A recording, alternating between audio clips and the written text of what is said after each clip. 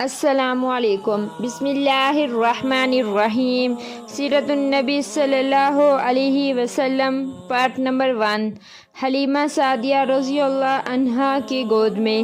اس زمانے میں عرب کا دستور یہ تھا کہ جب ان کے ہاں کوئی بچہ ہوتا تو وہ دیہات سے آنے والی دائیوں کے حوالے کر دیتے تھے تاکہ دیہات میں بچے کی نشو و نما بہتر ہو اور وہ خالص عربی سیکھ سکے۔ دائیوں کا قافلہ مکے میں داخل ہوا۔ انہوں نے ان گھروں کی تلاشی شروع کی جن میں بچے پیدا ہوئے تھے۔ اسی طرح بہت سی دائیاں جناب عبد المطلب کے گھر بھی آئیں۔ نبی کریم صلی اللہ علیہ وسلم کو دیکھا، لیکن جب انہیں معلوم ہوا کہ یہ بچہ تو یتیم پیدا ہوا ہے تو اس خیال سے چھوڑ کر آگے بڑھ گئیں کہ یتیم بچے کے گھر آنے سے انہیں کیا ملے گا۔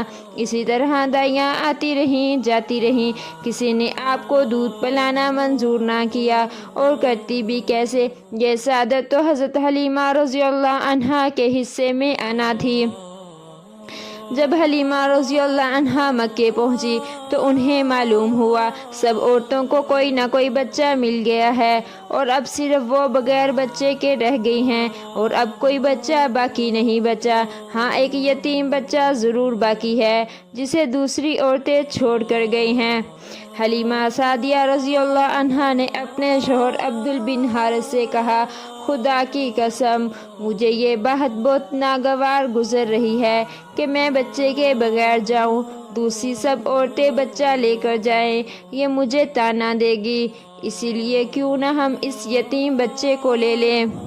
عبدل بن حارث بولے، کوئی حرج نہیں، ہو سکتا ہے اللہ اس بچے کے ذریعے ہمیں خیر و برکت عطا فرما دے۔ چنانچہ حضرت حلیمہ سعدیہ رضی اللہ عنہا عبد المطلب کے گھر گئی۔ جناب عبد المطلب اور حضرت آمنہ نے انہیں خوش آمدید کہا۔ پھر آمنہ انہیں بچے کے پاس لے آئی۔ آپ اس وقت ایک اونی چادر میں لپیٹے ہوئے تھے، وہ چادر سفید رنگ کی تھی، آپ کے نیچے ایک سبز رنگ کا ریشمی کپڑا تھا، آپ سیدھے لیٹے ہوئے تھے۔ آپ کی سانس کی آواز کے ساتھ مشک سی خوشبو نکل کر پھیل رہی تھی۔ حلیمہ سعدیہ رضی اللہ عنہا آپ کا حسن و جمال دیکھ کر حیرت زدہ رہ گئی۔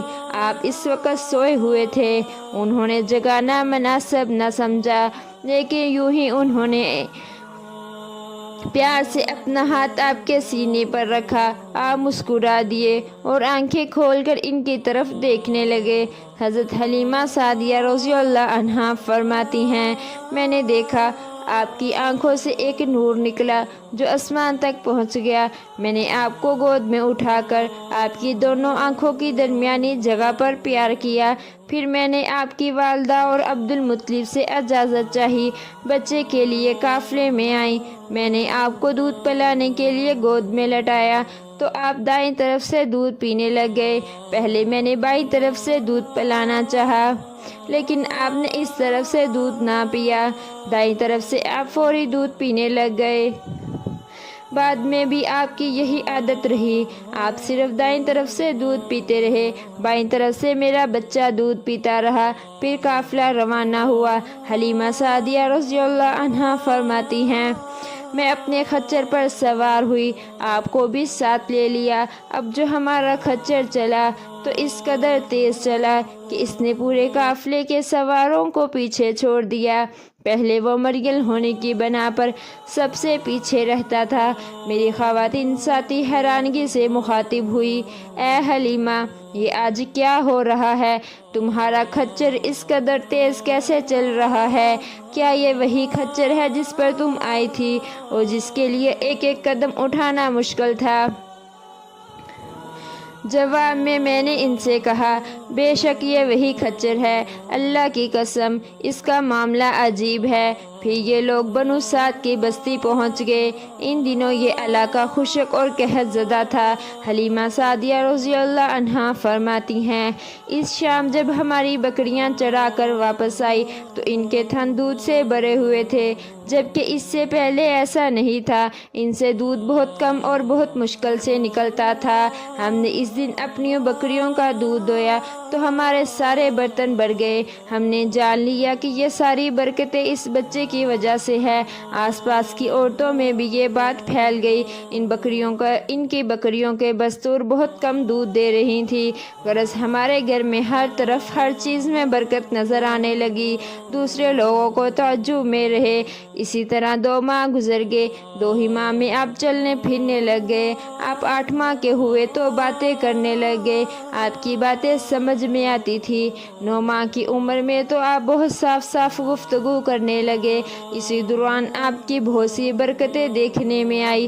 حلیمہ سعدیہ فرماتی ہیں، جب میں آپ کو اپنے گھر لے آئی تو بنو سعد کا کوئی گھرانہ ایسا نہ تھا جس سے مشک کی خوشبو نہ آتی ہو۔ اسی طرح سب لوگ آپ سے محبت کرنے لگے۔ جب ہم نے آپ کا دودھ چھڑوایا تو آپ کی زبان مبارک سے یہ الفاظ نکلے، یعنی اللہ تعالیٰ بہت بڑا ہے، اللہ تعالیٰ کے لیے بے حد تعریف ہے اور اس کے لیے صبح و شام کی پاکی ہے۔ پھر جب آپ صلی اللہ علیہ وسلم 2 سال کے ہو گئے تو ہم آپ کو لے کر آپ کی والدہ کے پاس آئے۔ اس عمر کو پہنچنے کے بعد بچوں کو ماں باپ کے حوالے کر دیا جاتا تھا۔ ادھر ہم آپ کی برکتیں دیکھ چکے تھے اور ہماری آرزو تھی کہ ابھی آپ کو کچھ اور مدت ہمارے پاس رکھیں۔ چنانچہ ہم نے اس کے بارے میں آپ کی والدہ سے بات کی۔ ان سے یوں کہا، آپ ہمیں اجازت دیجیے کہ ہم بچے کو 1-2 سال اپنے پاس رکھیں۔ میں ڈرتی ہوں کہیں اس پر مکہ کی بیماریوں اور آب و ہوا کا اثر نہ ہو جائے۔ جب ہم نے ان سے بار بار کہا تو حضرت آمنہ مان گئی اور ہم آپ کو پھر اپنے گھر لے آئے۔ جب آپ کچھ بڑے ہو گئے تو باہر نکل کر بچوں کو دیکھتے تھے، وہ آپ کو کھیلتے نظر آتے، آپ ان کے نزدیک نہ جاتے۔ ایک روز آپ نے مجھ سے پوچھا، امی جان کیا بات ہے؟ دن میں میرے بھائی بہن نظر نہیں آتے۔ آپ اپنے شریک بھائی عبداللہ اور بہنوں انیسہ اور شیمہ کے بارے میں پوچھ رہے تھے۔ حلیمہ سعدیہ رضی اللہ عنہا فرماتی ہیں، میں نے آپ کو بتایا وہ صبح سویرے بکریاں چروانے جاتے ہیں، شام کے بعد گھر آتے ہیں۔ یہ جان کر آپ نے فرمایا،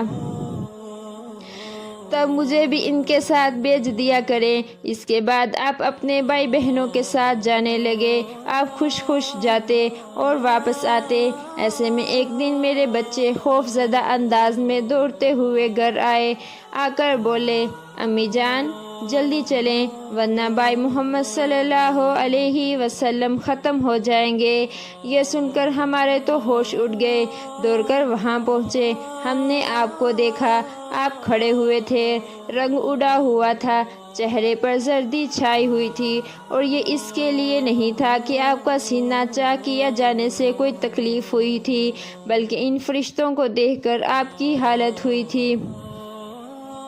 حلیمہ سعدیہ رضی اللہ عنہا فرماتی ہیں، ہم نے آپ سے پوچھا کیا ہوا تھا؟ آپ نے بتایا، میرے پاس 2 آدمی آئے تھے، وہ سفید کپڑے پہنے ہوئے تھے، وہ دونوں حضرت جبرائیل اور حضرت میکائیل علیہ السلام تھے۔ ان دونوں میں سے ایک نے کہا، کیا یہ وہی ہے؟ دوسرے نے جواب دیا، ہاں یہ وہی ہے۔